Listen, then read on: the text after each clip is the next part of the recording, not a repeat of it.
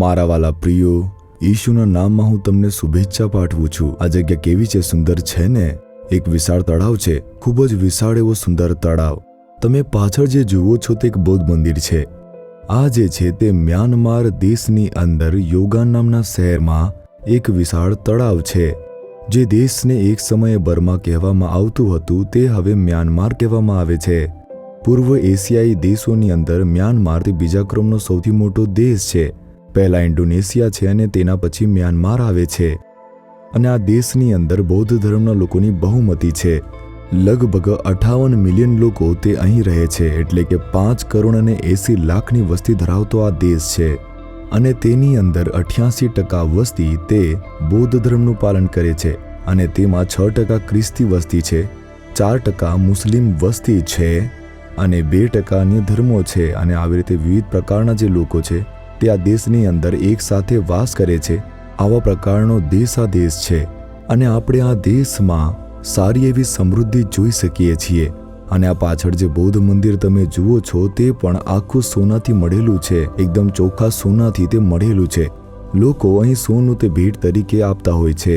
તે મંદિરમાં ટનબંધ સોનું છે અને કિંમતી વસ્તુઓ છે, આવી રીતે લોકો કહે છે। સારું, આ દેશની અંદર પણ આપણે ઘણા લોકોને જોઈ શકીએ છીએ જે પરમેશ્વરને પ્રેમ કરે છે। ઘણા બધા ચર્ચ પણ અહીં છે। 15,000થી પણ વધુ એવા બાપ્ટિસ્ટ ચર્ચ તે અહીં છે। એડોનીરામ જડસન નામના એક મિશનરી 1800ના દાયકામાં અહીં આવ્યા હતા અને તેમણે સેવા કરી હતી। જેમ જેમ તેમણે અહીં ઈશુનો પ્રચાર કર્યો, ઘણા લોકોનો ઉદ્ધાર થયો અને અમે અહીં તે લોકોની સેવા કરવા આવ્યા છીએ। સારું, આજે પ્રભુ પાસે તમારા માટે શું વચન છે? શું આમ પૂછી રહ્યા છો? ગીત શાસ્ત્ર 37 તેની 4 કલમ। પરમેશ્વર યહોવા તે તારા હૃદયની ઈચ્છાઓ પૂરી પાડશે। મારા પુત્ર, તારા હૃદયની અંદર એવી કોઈ વસ્તુ છે જેના માટે તું પ્રાર્થના કરે છે। તે બહાર દેખાતી નથી પણ હૃદયની અંદર પ્રાર્થના કરે છે, તે તને મળવાની છે। મારા પુત્ર, હું તને તારા હૃદયની ઈચ્છાઓ આપીશ જેની તું પ્રાર્થના કરે છે, આમ પ્રભુ કહે છે। પરંતુ તમારે એક કામ કરવું પડશે। તું યહોવામાં આનંદ કરીશ અને તે તારા હૃદયની ઈચ્છાઓ પૂરી પાડશે। જ્યારે તમે પ્રભુમાં આનંદ કરશો ત્યારે જ તે આપશે। શું તમે હવે સમજ્યા છો હું કેમ હંમેશા ખુશ રહેવા કહું છું? હું હંમેશા કહું છું ને કે તમે શા માટે ખુશ નથી? ખુશ રહેવું જોઈએ। જ્યારે તમે પ્રભુમાં આનંદ કરો છો ત્યારે જ તે તમે જે માંગી રહ્યા છો તે આપી શકે છે। જ્યારે તમે તેમનામાં આનંદ કરો છો ત્યારે તમે તેમનામાં તમારો વિશ્વાસ પ્રગટ કરો છો।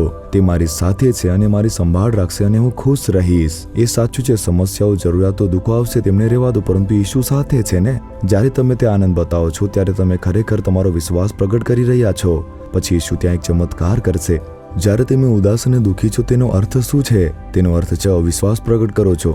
પ્રભુ પૂછશે કે હું ક્યાં ગયો છું?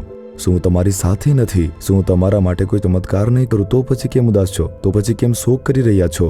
તેથી પ્રભુ કહે છે કે પુત્ર, પુત્રી, તમે આનંદિત રહો, હું તમારી ઈચ્છા પૂરી કરીશ, આમ પ્રભુ કહે છે। શું તમે હવે તમારો આનંદ બતાવશો? સ્મિત કરો, ખુશીથી પરમેશ્વરની સ્તુતિ કરતા રહો, તેમને આદર આપતા રહો। કહો કે હે પ્રભુ, હું તમારામાં પ્રસન્ન છું। જ્યારે હું પરમેશ્વરની હાજરીમાં જાઉં છું, વારંવાર કહીશ કે હું પ્રભુ તમારામાં ખુશ છું, મને તમે આનંદિત રાખ્યું છે, તે બદલ તમારી સ્તુતિ થાવ પ્રભુ। તે વધુ આનંદ આપે છે। શું મોટીથી કહેશો કે હે ઈશુ, તમે મને ખુશ રાખ્યો છે પ્રભુ? દુઃખ, સમસ્યાઓ અને જરૂરિયાત હોવા છતાં પણ તમે મને ખુશ રાખવા માટે ઉત્સુક છો ને હું તમારામાં પ્રસન્ન છું।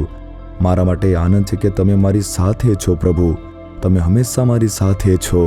જ્યારે પ્રભુ તે આનંદ જોશે તમારા માટે તે ચમત્કાર કરશે। શું કહેશો? હવે પ્રભુને જોઈને કહો કે હે ઈશુ, હું તમારામાં ખૂબ જ પ્રસન્ન છું। હું ડરીશ નહીં, શોક કરીશ નહીં કે પરેશાન થઈશ નહીં, કેમ કે તમે મારી સાથે છો। તમે મારી સાથે છો ને હું તમારામાં આનંદ કરું છું। હું તમારામાં પ્રસન્ન છું પ્રભુ, તમે મને જે કંઈ માંગ્યું છે તે બધું આપવાના છો। હું આજે એક ચમત્કાર જોવા જઈ રહ્યો છું, ઈશુના નામમાં। Amen, amen. Jesus redeems Gujarati YouTube ચેનલને સબસ્ક્રાઇબ કરો। દરેક નવા કાર્યક્રમની માહિતી મેળવવા માટે બેલ આઇકન પર ક્લિક કરો।